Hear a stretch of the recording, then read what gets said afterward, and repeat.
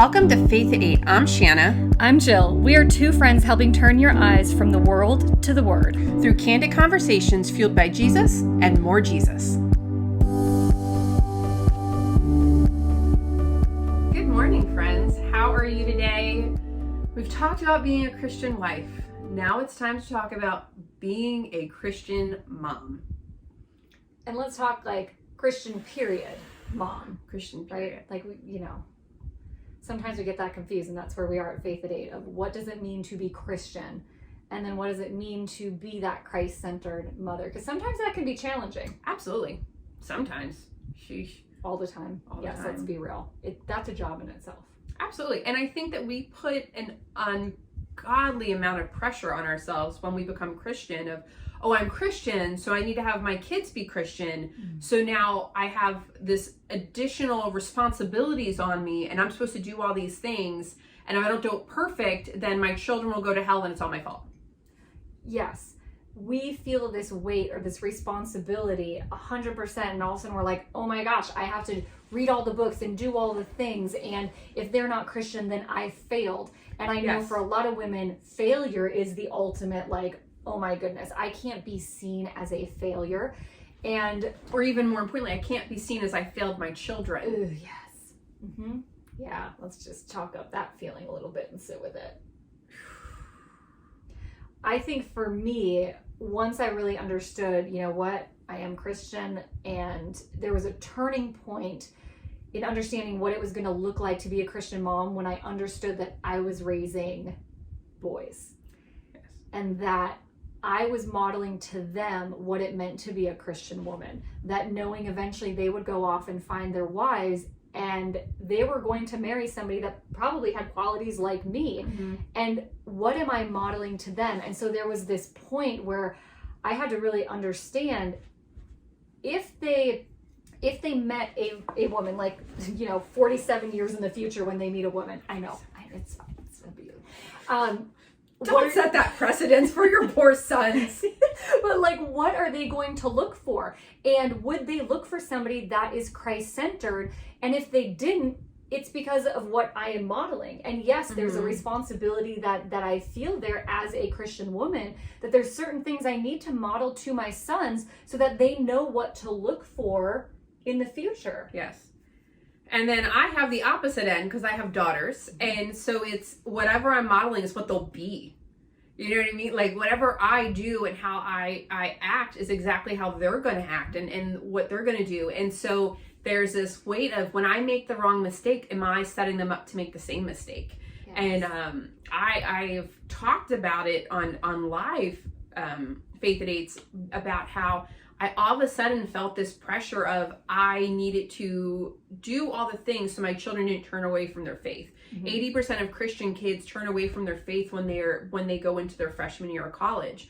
And I think it's pretty high even in high school. And so I felt all this like, well, then I'm supposed to do all the things to make sure that doesn't happen. That's my responsibility. And there was just this moment where I felt like God told me, Shana, it is not your responsibility to save your children. It's your responsibility to disciple to your children. And that's not the same thing. Saving my child and discipling to my child is not the same thing. And when we read in the Bible, raise up a child right and they will not turn from it, we sometimes put all these expectations on what that looks like. And what it means is disciple to your children. Yeah. Disciple to them, and he will guide them. Not I will guide them, but he will guide them. God will connect to them, and they will be after God's heart, and God will be after their heart, and it will go. And that doesn't mean it's going to happen the way you want it to happen or look the way you want it to look. And so the struggle and what that is often is because I don't want to relinquish my children to God. God gave them to me. God entrusted me. He made me to be their mom because he knew I was the right mom for them. And if I'm the right mom for them, then I need to have faith and I need to trust in God and know that they're not my children. They are his children, and I'm supposed to be a good steward of them. And I'm not supposed to, and I can't be a good steward if I'm trying to control the situation. Yeah. And just looking at, okay, well, here we go. Christian mom, what is that going to look like? And we first have to look and hold up the mirror and say, if I looked at myself, would I be able to say, I am a Christian woman? And then what does that look like? Okay, so what am I modeling to my sons? Am I going to church? Am I reading the Bible? When I get anxious, do I go to the Bible or do I go to vices? What words do they hear that I use around myself, that I use around my husband, that I use towards them? How do I react to situations? And, there's also that line of making sure that they know boundaries and that they know discipline, right? That I am meant to be their mother, and I'm not supposed to be their best friend. What does it look like to be a Christian woman, a Christian mother, and be able to discipline my sons so that they understand as they grow, okay, this is what it means to be a Christian in this world. Yeah, and I think a lot of times it's not just that we've gone to our vices, but we look at our past vices and say, well, I can't tell them not to do this or because I've done it. And when we realize that that's not actually what God wants for us. And I read a book by John Roseman, and it's called Parenting by the Book. And he talks about the 4 phases of childhood. And what's happened is the world has completely distorted those phases. And so now we have this struggle of, but wait, everyone's doing that. Am I doing it wrong? Because if you're doing the opposite of the world, you're probably doing it right, but we don't recognize that because it looks so different. So he talks a lot about between the ages of 0 and 2, that's the serving phase. That's when we're serving our kids, because guess what?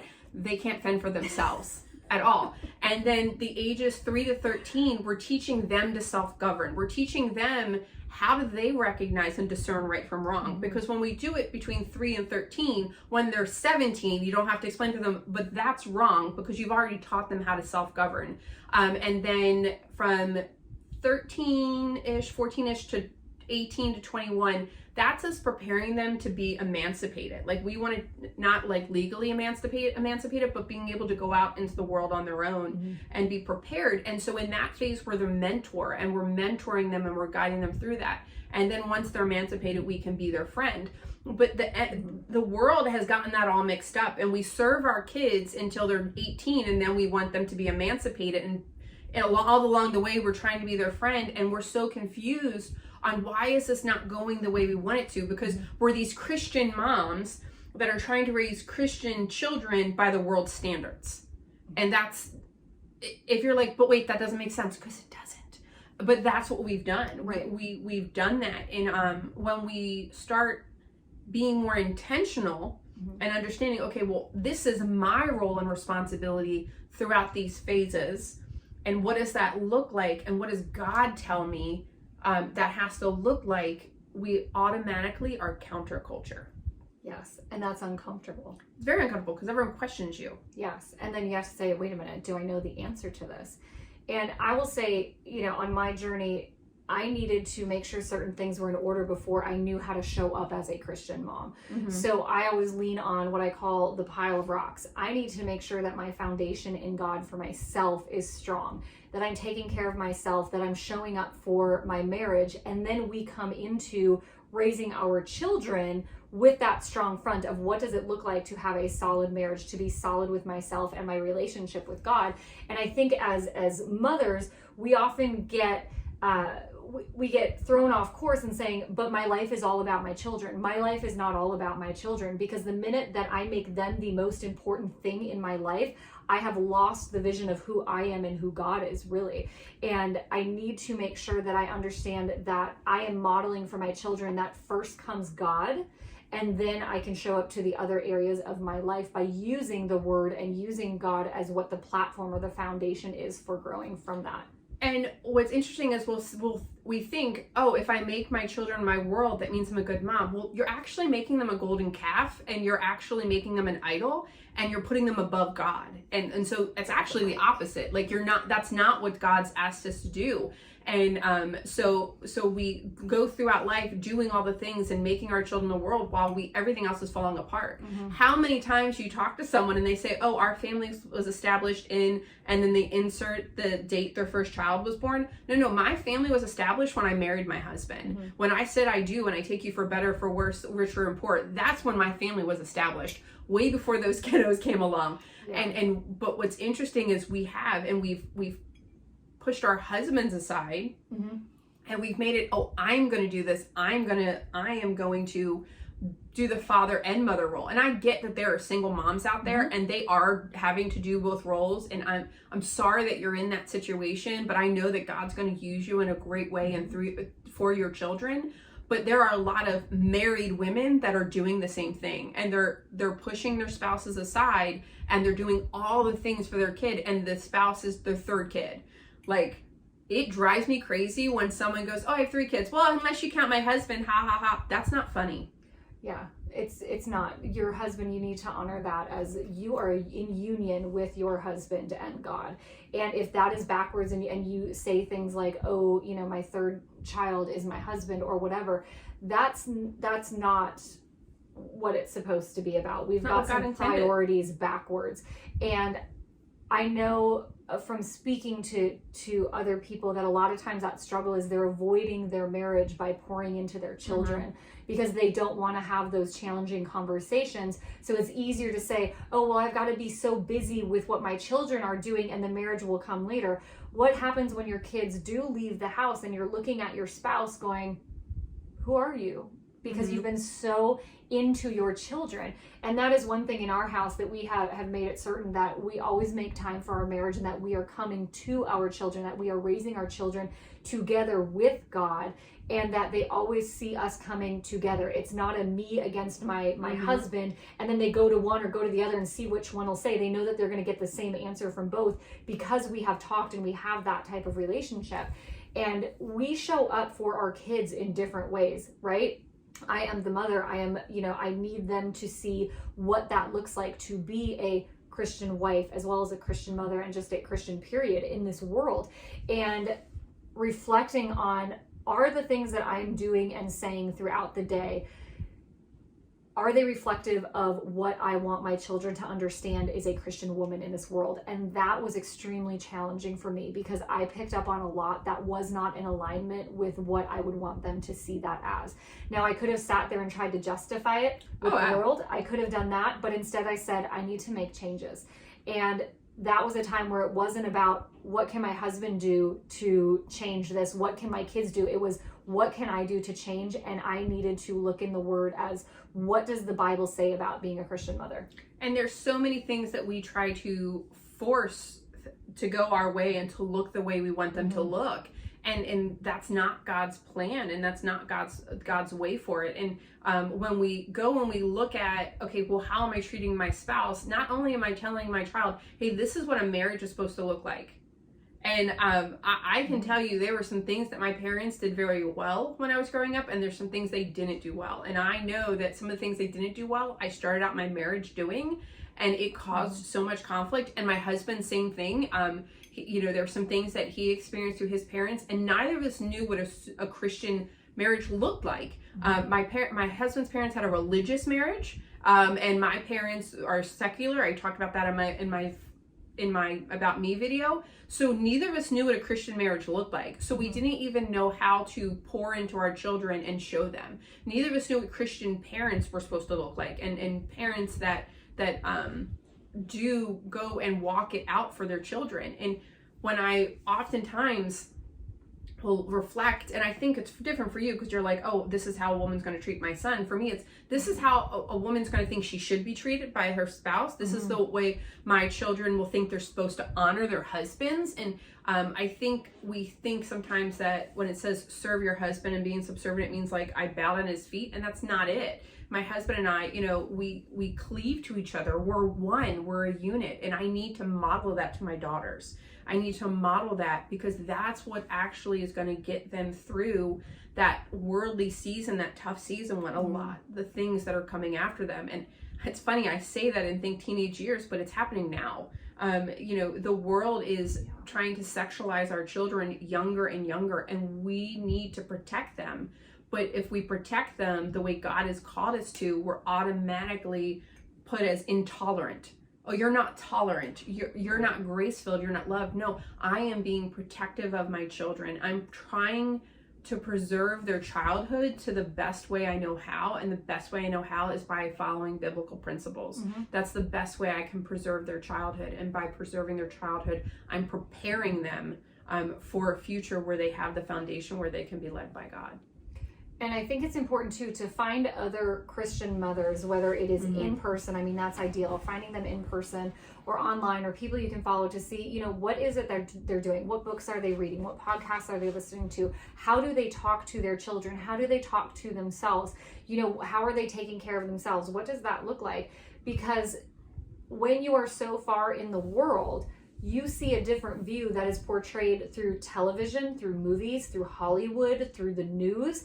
All of that is what the world wants you to see, and that's not really in alignment with what the word tells us we should be. And I will say, when you read the word and you start to understand, okay, this is in alignment and this isn't, it makes making decisions really, really easy. Should I do this? Well, let's see. What side is this on? No? Okay, that's a hard no for our family. And once you understand that, it makes decisions easier, and it makes, when you're in a crowd and you're, you know, somebody's coming like, hey, why don't you come over and do this? And you're like, no, that's just not in alignment with our values. And you move forward. Whereas before you get really solid in what your lists are, or what your values are, right? You would sit there and go, well, I don't know, we should go, because what are they going to think of us if we don't go? Or, you know, everybody else is doing it, so we should go ahead and do it. Yeah. And I think also what we all need to recognize is it will look different for every family, because every family is different. Your children are uniquely made. They are one in eternity. Your husband is uniquely made. He is one in eternity. You are uniquely made. You are one in eternity.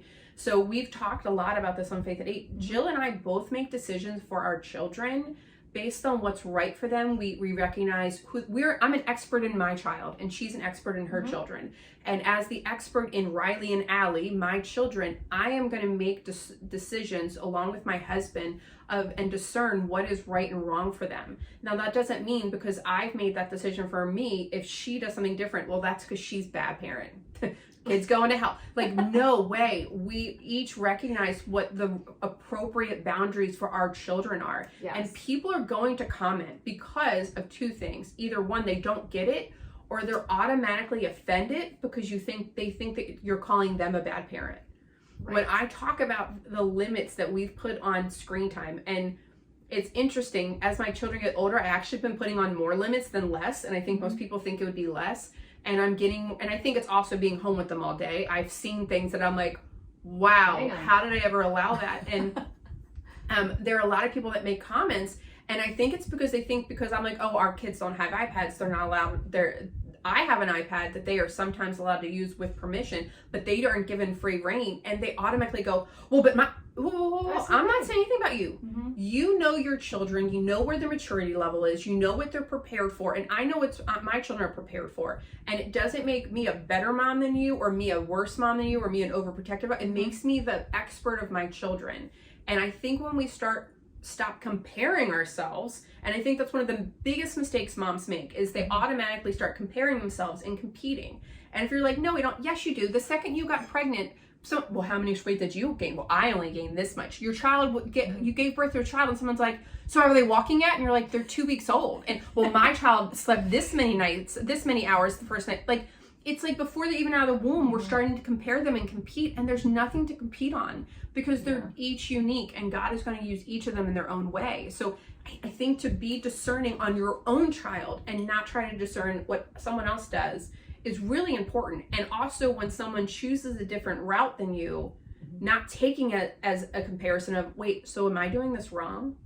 And that's where you've got to lean into your understanding, and you've got to lean into God and realize, wait a minute, why is this coming in? This is the enemy that's attacking me on some level to say you're not a good enough mom. You're not doing it like so-and-so. No, you need to know your children. Again, I mean, at the very basic level, I have boys, you have girls. We're going to be raising them differently, you know, and then to understand, you know, what is good for your children, what's good for your children. If you start comparing or doing something because of somebody else's children, you've forgotten the gift that you have been given. You have forgotten that you have these uniquely made beings that are God's creation, that you are just able to raise and say, okay, this is what your path is, and let's make sure that it is in alignment with what we believe. And that is a powerful gift, but sometimes that can also be scary. So we look towards somebody else and say, okay, well, let me do it this way, because then hopefully they'll turn out better than if I make my own decisions. But we have to have that strength in ourselves and lean into God and know we have everything that we need in order to raise our children. And when we talk about getting a community and finding women that are mentors, we say mentors, not a group of dictators that are going to tell you how to do things. And I think that's really important to understand, because if not, we just start doing what they're doing. Oh, well, they said they do this with the kids, so I should do it with my kids. No, I should take in that information and then I should pray over it. I just completed yesterday a book by Dorinda Wilson called The 4-Hour School Day.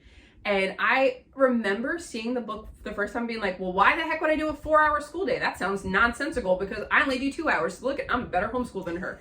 And I immediately wrote off the book. And then it kept coming up in my christianbook.com. And I'm like, okay, God, I get it. You want me to buy this book.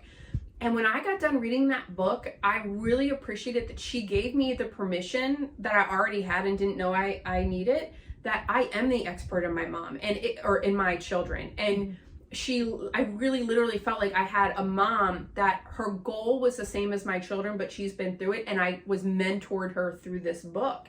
And it's so interesting how we will let the littlest thing cut us off from those mentors that can guide us, or we will try to do exactly what they did. And I really appreciated that in all of it, she did this very like, hey, this is what I did, this is not what you need to do, and this is why I did it and not you need to, and did it in a mentoring way. Because if not, we go and we start going, oh, well, I have to do it their way. And if I don't do it their way, either they're wrong or I'm wrong, and there's nothing I can learn from them.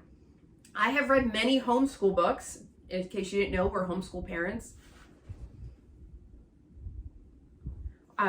I have read many books where all I took from that homeschool book is a small nugget. And I could have been like, well, that's a waste of time. No, that's all I was supposed to get from that. And that's the same when you speak to other women. So if you do see a mom, so like a mom says, hey, we don't do this, look at it with a discerning eye. Well, why don't they do that? Let me reflect on they don't do that. And how do I flash that over what I do with my children? Is maybe that the right thing for my children? Is there not? Because it's like we do one or the other. We either bulldoze our own lives because they do it this way, now we need to do everything they do.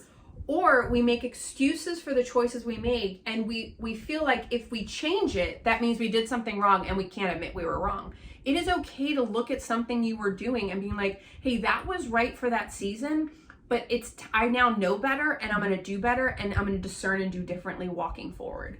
Absolutely. That's the thing is, if we're leaving this conversation, to understand it is always in your control. It is always in your control. Nobody should be telling you this is what you should do, and then you're going to wind up with the perfect Christian kid, or any of that. It comes down to you sitting and saying, where am I being guided? Listen to it, and then do that, and understand just because you've done things differently until now doesn't mean that's the way that they always have to be done. And just because, Sally neighbor over there is doing things different and looking at you with the stank eye because you're doing something that she doesn't do, that's okay. Sally's got her own thing going on down there. You've got to be solid in what you are doing and know that what you are doing is led and motivated by your understanding of your child and God and how you want to be a Christian mom in this world. And just the same way you wouldn't disciple to everyone the same, you're not going to disciple to your children. So as you're discipling, not saving, but discipling, just remembering that, because I even recognize I disciple to my 2 children differently because they are different. Yep, they're all individuals, just like us. Absolutely. Uniquely made in God's image. All right. Is it time for me to pray? Let's close this one out. It's a good one. Dear Heavenly Father, thank you so much for the blessings that you give us, the blessings of our children, Lord. Please guide us and help us watch over them in accordance to what you've designed them to be, Lord. Please help fix our hearts on you as we discern what is right and wrong for them, Lord. And let us be reminded that they are a blessing. They are a blessing from you, God, and we need to be good stewards of these little humans that you've led us to lead and that you've entrusted us with, Lord. And as we are guided and walked out on that path, Lord, let us just keep our eyes fixed on you and remember that you made us an expert in our children, Lord. You gave them to us for a reason, and you've created us to be their moms. You've created us to lead them on this path. That you've created us as we go through this, and just help us find confidence in who you are and who you made us to be. Help us find confidence in your word and in the book that basically has given us all the information we need on how to disciple our children and how to lead through the Bible, how to parent by the book. We're so blessed to be in your presence. We're so blessed to be in this community and to have each other, not to compare ourselves to each other or compare our children to each other, but to learn from each other and to mentor each other and to be guided on this walk of parenthood. We're so blessed to be in your presence. We're so blessed for so many things, Lord, but most importantly, we are so blessed for your Son, Jesus Christ, who came and died on the cross for us, even though we didn't deserve it then, and we don't deserve it now. And it is in his name that we pray. Amen. See you next time. See you next time. If you enjoyed today's episode, there's a few things we would love for you to do. Share with a friend, like and subscribe to our channel on YouTube or Apple Podcast, which has new episodes every Monday through Thursday at 8 a.m. Eastern, or find us live on Instagram on Fridays at 8 a.m. Eastern. Whatever you do it in faith.